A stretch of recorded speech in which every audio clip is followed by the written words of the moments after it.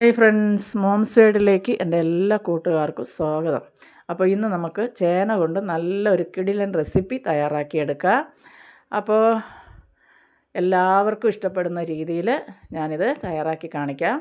അപ്പോൾ അതിനായിട്ട് ആദ്യം നമുക്ക് ഒരു പീസ് ചേന ഞാനിവിടെ എടുത്തിട്ടുണ്ട്. അപ്പോൾ അതിൻ്റെ തൊലിയെല്ലാം ഒന്ന് നീക്കിയതിന് ശേഷം നമുക്കത് ചെറിയ സ്ക്വയർ പീസായിട്ട് കട്ട് ചെയ്ത് നല്ലപോലെ ഒന്ന് കഴുകി വൃത്തിയാക്കി നമുക്കതൊന്ന് വേവിച്ചെടുക്കണം. അപ്പോൾ നിങ്ങൾ ഈ വീഡിയോ കണ്ടുകൊണ്ടിരിക്കുമ്പോൾ ഇഷ്ടപ്പെടുകയാണെങ്കിൽ ഒന്ന് ലൈക്ക് ചെയ്തിട്ട് കാണുക. നിങ്ങളുടെ പ്രിയപ്പെട്ടവർക്കെല്ലാം ഒന്ന് ഷെയർ ചെയ്ത് കൊടുക്കുക. അതുപോലെ തന്നെ എൻ്റെ ചാനലൊന്ന് സബ്സ്ക്രൈബ് ചെയ്യാനും മറന്നു പോകരുത്. തൊട്ടടുത്തുള്ള ബെൽ ബട്ടൺ കൂടി ഒന്ന് അമർത്തുവാണെങ്കിൽ ഓൾ എന്നൊരു ഓപ്ഷൻ വരും. അതുകൂടെ കൊടുക്കുകയാണെങ്കിൽ ഞാനിടുന്ന എല്ലാ വീഡിയോയുടെയും നോട്ടിഫിക്കേഷൻ അതാത് സമയം നിങ്ങൾക്ക് ലഭിക്കുന്നതായിരിക്കും.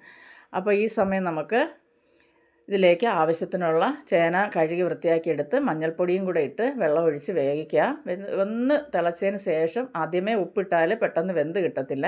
അതിന് ശേഷം നമുക്ക് ഉപ്പും ചേർത്ത് ഇപ്പോൾ നമ്മുടെ ചേന വെള്ളമെല്ലാം വറ്റി നല്ലതുപോലെ ഒന്ന് വെന്ത് വന്നിട്ടുണ്ട്. ഒരുപാട് വെന്ത് ഉടഞ്ഞു പോകരുത്.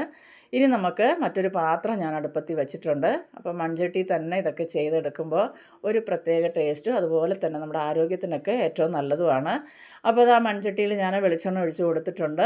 അതിലേക്ക് കടുകിട്ട് പൊട്ടിച്ചു. കടുക് പൊട്ടിയതിന് ശേഷം നമുക്കതിലേക്ക് പെരുംജീരകം ഒരു 1/2 ടീസ്പൂൺ ഞാൻ ചേർത്തിട്ടുണ്ട്. അപ്പോൾ അതും ഒന്ന് നല്ലപോലെ ഒന്ന് പൊട്ടി പൊരിഞ്ഞ് വന്നതിന് ശേഷം ഒരു 2-3 വറ്റൽമുളകും 2 തണ്ട് കറി ലീഫും കൂടെ നമുക്കിതിലേക്ക് ഇട്ട് കൊടുത്ത് ഒന്ന് മൂപ്പിച്ചെടുക്കുക. അപ്പോൾ ഈ സമയം തീയൊക്കെ ഒന്ന് കുറച്ച് വെച്ച് ചെയ്യുക.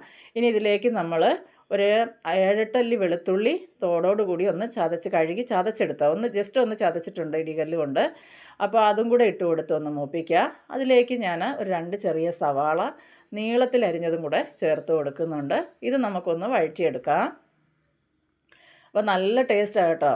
ഒരു രസമോ അല്ലെങ്കിൽ ഒരു മോരോ ഒക്കെ ഉണ്ടെങ്കിൽ ഇത് തന്നെ നമുക്ക് ധാരാളം ചോറിൻ്റെ കൂടെയൊക്കെ കഴിക്കാൻ നല്ല അടിപൊളി ഒരു റെസിപ്പിയാണ്. അപ്പോൾ എല്ലാവരും ഒന്ന് ഉണ്ടാക്കി നോക്കുക. ഈ സവാള ഒന്ന് വാടി കിട്ടട്ടെ, ഒന്ന് വഴന്ന് വരട്ടെ. ഇനി നമുക്കിതിലേക്ക് ആവശ്യത്തിനുള്ള ഉപ്പ് ചേർത്ത് കൊടുക്കുക. അപ്പോൾ ഉപ്പ് ചേർക്കുമ്പോൾ ആദ്യം ഞാൻ ചേനയ്ക്ക് ഉപ്പ് ഇട്ടാൽ വേവിച്ചേക്കുന്നത്. അപ്പോൾ അതിനനുസരിച്ചുള്ള ഉപ്പ് മാത്രം ചേർത്ത് കൊടുത്താൽ മതിയാവും. അതിന് ശേഷം ഒന്നുകൂടെ നമുക്കൊന്ന് മിക്സാക്കി കൊടുക്കുക. ഇതൊന്ന് വാടി വഴന്ന് വരുമ്പോൾ നമുക്കിതിലേക്ക് നമ്മുടെ പൊടികളെല്ലാം ചേർത്ത് കൊടുക്കാവുന്നതാണ്. അപ്പോൾ ഇപ്പോൾ ഈ സവാള എല്ലാം ഒരുവിധം ഒന്ന് വാടിയിട്ടുണ്ട്. ഇതിലേക്ക് നമുക്ക് ഇനി പൊടി ചേർത്ത് കൊടുക്കുക. ഒരു 1/2 ടീസ്പൂണ് മഞ്ഞൾപ്പൊടി എടുത്തിട്ടുണ്ട്. അതുപോലെ തന്നെ 1 ടീസ്പൂണ് കാശ്മീരി മുളക് പൊടി. ഇനി നമുക്ക് വേണ്ടത് ഒരു 1/4 ടീസ്പൂണ് മല്ലിപ്പൊടി വേണം. അതും കൂടെ നമുക്കിതിലേക്ക് ചേർത്ത് കൊടുക്കാം.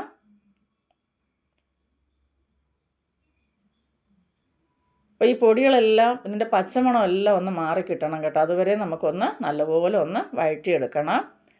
അപ്പോൾ ഈ സമയം മൺചട്ടി ആയതുകൊണ്ട് നല്ല ചൂട് നിൽക്കും. അപ്പോൾ നമ്മൾ തീ ഒന്ന് കുറച്ച് വെച്ച് തന്നെ ചെയ്യാൻ ശ്രമിക്കുക.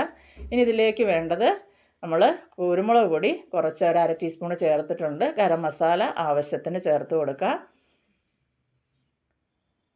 ഇതെല്ലാം കൂടെ നല്ലപോലെ ഒന്ന് വഴറ്റിയെടുക്കുക. ഈ പൊടിയുടെ എല്ലാം പച്ചമണം മാറി നല്ലപോലെ ഈ പൊടിയെല്ലാം ഒന്ന് മൂത്ത് കിട്ടണം. അപ്പോൾ ഇതൊക്കെ കരിഞ്ഞു പോകാതെ തന്നെ ചെയ്തെടുക്കാൻ നോക്കുക. ഇനി ഒരു 4 പച്ചമുളക്, വളരെ വലിയ എരിയില്ലാത്ത പച്ചമുളകാണ് ചേർത്ത് കൊടുത്തേക്കുന്നത്. അതും കൂടെ ഇട്ട് കൊടുത്തതിന് ശേഷം ഒന്ന് വഴറ്റിയെടുക്കുക.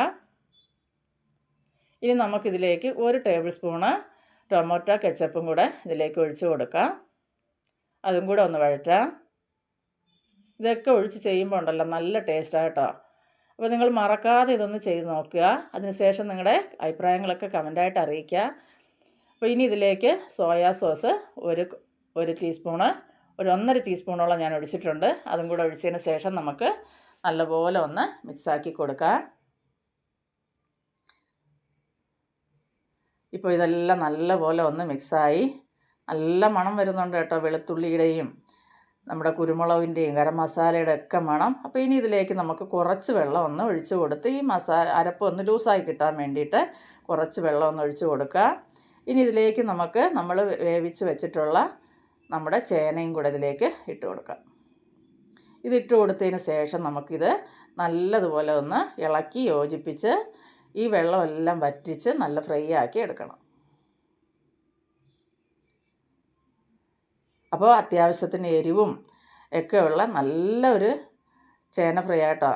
അപ്പോൾ ഇതുപോലെ നമ്മൾ ഒന്ന് ഇളക്കി ഇളക്കി നല്ലപോലെ ഒന്ന് വറ്റിച്ച് ഈ ചേന ഈ അരപ്പെല്ലാം ഇതിനകത്ത് പിടിച്ച് എരിവും എല്ലാം ഇതിനകത്ത് പിടിച്ച് നല്ല കിടിലനായിട്ട് കിട്ടണം. അതുവരെ നമ്മളിതൊന്ന് വഴറ്റിയെടുക്കുക. ഇപ്പം നമ്മുടെ ചേന ഫ്രൈ ഇവിടെ റെഡി ആയിട്ടുണ്ട്. നല്ല കിടിലൻ ടേസ്റ്റായിട്ടോ. ചൂട് ചോറും ഇച്ചിരി മോരോ അല്ലെങ്കിൽ ഇച്ചിരി രസമോ ഒക്കെ കൂട്ടി കഴിക്കാൻ എൻ്റെ പൊന്നെ ഒരു രക്ഷയില്ല എൻ്റെ മക്കളെ. എല്ലാവരും ഒന്ന് ചെയ്ത് നോക്കുക. അപ്പോൾ അടുത്തൊരു വീഡിയോ ആയിട്ട് കാണുന്നത് വരെയും ബൈ.